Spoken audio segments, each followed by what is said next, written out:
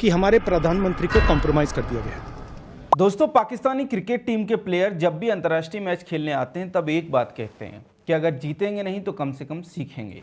मतलब अंतर्राष्ट्रीय मैच वो सीखने आते हैं। यही काम राहुल गांधी कर रहे हैं। कैसे, इस पर हम अपनी बात रखें उससे पहले आप देखिए कि कैसे संसद परिसर में खड़े होकर कांग्रेसी शहजादे कहते हैं कि प्रधानमंत्री कंप्रोमाइज्ड है।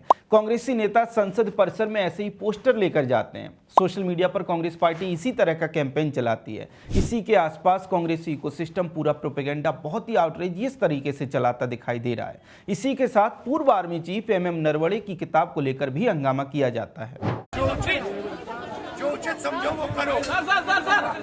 इंडिया EU ट्रेड डील के तुरंत बाद इंडिया US ट्रेड डील के बीच में इस तरह का आक्रामक प्रोपेगेंडा कई सवाल खड़े करता है। सवाल यह है कि क्या यही कांग्रेस पार्टी की राजनीति है?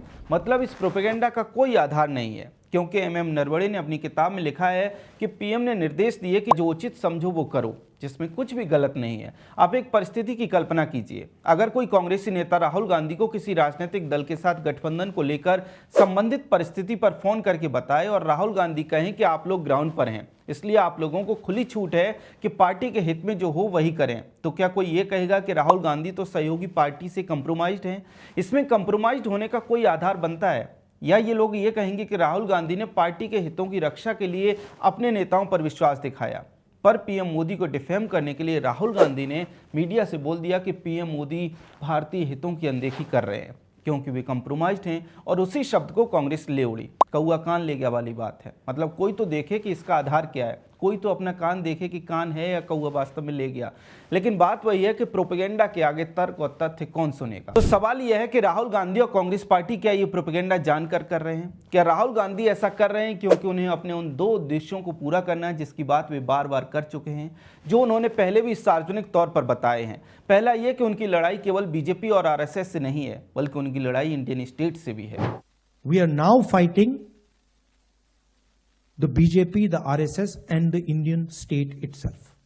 देखा आपने, उन्होंने पहले ही ऐलान कर दिया है कि वे इंडियन स्टेट से लड़ रहे हैं। तो सवाल यह है कि क्या इसीलिए वे इस तरह का प्रोपेगेंडा कर रहे हैं जिससे भारत के हितों का नुकसान पहुंच सकता है? निश्चित तौर पर यह गंभीर सवाल है, क्योंकि प्रधानमंत्री को कंप्रोमाइज्ड बताना अपने आप में गंभीर मामला है।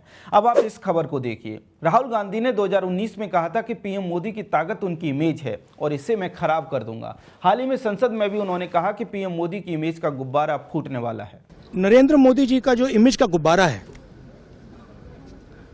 जो हजारों करोड़ रुपए लेकर बनाया गया था, वो फूट सकता है। देखा आपने, राहुल गांधी का दूसरा उद्देश्य है PM मोदी की इमेज को खराब करना, बर्बाद करना। अब आप इन चीजों को एक साथ रखकर देखिए। राहुल गांधी लोकसभा के नियमों के खिलाफ जाकर MM नरवणे की किताब से कुछ कोट करने के नाम पर हंगामा करते हैं, एप्स्टीन फाइल के नाम पर प्रोपेगेंडा करते हैं, इंडिया US ट्रेड डील पर प्रोपेगेंडा करते हैं। कांग्रेस पार्टी भी PM मोदी के कई घटिया AI वीडियो बना चुकी है। एक वीडियो को तो देश में विदहेल्ड भी किया गया। इस पूरे प्रोपेगेंडा का उद्देश्य साफ दिखाई देता है, देश के हितों का नुकसान कराना और PM मोदी की इमेज खराब करने का प्रयास करना। अब सवाल यह है कि क्या कांग्रेस पार्टी इसमें सफल होगी? शायद नहीं, क्योंकि देश PM मोदी के हाथ में है और PM मोदी की इमेज देश की जनता के हाथ में है। ऐसा नहीं है कि किसी कंपनी ने PM मोदी को बनाया है, कोई 2-4 साल में PM मोदी बन गए हैं या फिर किसी के सहारे बन गए हैं या फिर वे किसी नेहरू गांधी परिवार में पैदा हुए इसलिए बन गए। बिल्कुल भी नहीं। PM मोदी की इमेज जो भी है वो देश की जनता ने बनाई है। मोदी जी के 25 साल के सार्वजनिक जीवन का आउटकम है उनकी इमेज।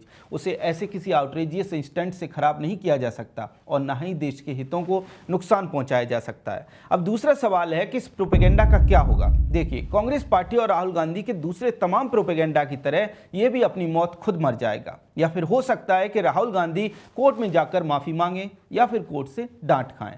हम ऐसा इसलिए कह रहे हैं क्योंकि इससे पहले भी कई मामलों में राहुल गांधी माफी मांग चुके हैं। याद करिए, राफेल को लेकर उन्होंने कितना हंगामा किया, कितने लंबे समय तक बवाल काटा, चौकीदार चोर है जैसा घटिया स्लोगन भी दिया। बाद में क्या हुआ?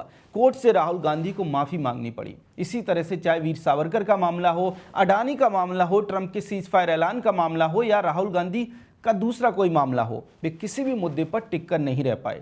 लगभग सभी मुद्दों पर उनके प्रोपेगेंडा की हवा अपने आप निकल गई। दोस्तों, यहाँ से दो बड़े सवाल उठते हैं। पहला ये कि जो बार बार कहा जाता है कि देश में मजबूत विपक्ष का होना जरूरी है, वो कितना सही है? क्योंकि अगर विपक्ष इस तरह का है तो फिर उसके मजबूत होने का क्या औचित्य है? क्या इसकी जगह ये नहीं कहा जाना चाहिए कि एक समझदार और जिम्मेदार विपक्ष का होना जरूरी है? दूसरा सवाल ये है कि क्या राहुल गांधी अभी भी एक्सपेरिमेंट मोड में हैं, जो कि वे दिखाई देते हैं। अलग अलग मुद्दों पर 2-4 दिन हंगामा करते हैं, फिर कुछ दिन बाद दूसरे मुद्दे पर हंगामा करने लगते हैं। यही कारण है कि उनके उठाए मुद्दे शायद ही किसी मुद्दे पर कंक्लूजन निकला होगा। तो सवाल है कि क्या देश उनके राजनीतिक एक्सपेरिमेंट करने के लिए है? शायद नहीं, क्योंकि देश सबसे ऊपर होता है। ऐसा नहीं हो सकता कि एक नेता अपनी राजनीति सीखने के लिए इस तरह से देश के साथ एक्सपेरिमेंट करता दिखाई दे। अगर उन्हें एक्सपेरिमेंट करने भी हैं तो फिर उन्हें कांग्रेस पार्टी के अंदर करने चाहिए। ये तो वही बात है कि जो वीडियो की शुरुआत में मैंने आपको बताई थी कि पाकिस्तानी क्रिकेट टीम जब अंतर्राष्ट्रीय मैच खेलने जाती है तो उनके प्लेयर कहते हैं कि जीतेंगे नहीं तो कम से कम सीखेंगे।